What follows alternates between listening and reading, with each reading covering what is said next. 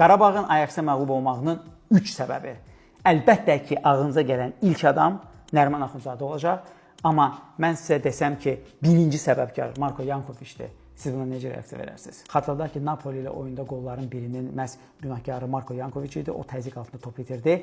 Ajaxla maçda isə Qarabağın ən problemli mövqeyi 6 nömrə mövqeyi idi. Ajaxın vurduğu birinci 2 gol həmin mövqedən gəldi. Ajax bu mövqedən 7 zərbə vurdu Qarabağın qapısına, hansı ki, anormal dərəcədə çoxdur. Birinci golda Kasper Dolberg elə görməzdən gələrək Yankoviçi çox asan, bəsit bir hərəkətlə neytrallaşdırıb golu vurur. İkinci epizod Oskar Glock yenə də Yankoviçi çox asan şəkildə aldadaraq golu vurur və hətta üçüncü golun əks hücumunda Yankoviç əslində öz oyunçusu olan Mika Gotsu buraxır və qola səbəb olur. İkinci səbəb Qurban Qurbanovun gedişi və bu gediş Zubirin 10 nömrə mövqeyində oynamasıdır. Zubirin ana pozisiyası, mövqeyi sol cinah vingeridir, amma 10 nömrənin funksiyalı tam ayrıdır. Qurban Qurbanovun sistemində Yankoviçin son 2 oyun bərbad oynamasının səbəbi ondan ibarətdir ki, burada Kaydi olanda Kaydi arxaya kifayət qədər çirkli işi görürdü. Yəni topsuz komandanın pressingini təşkil olmasında faydalı şansı çox böyük idi.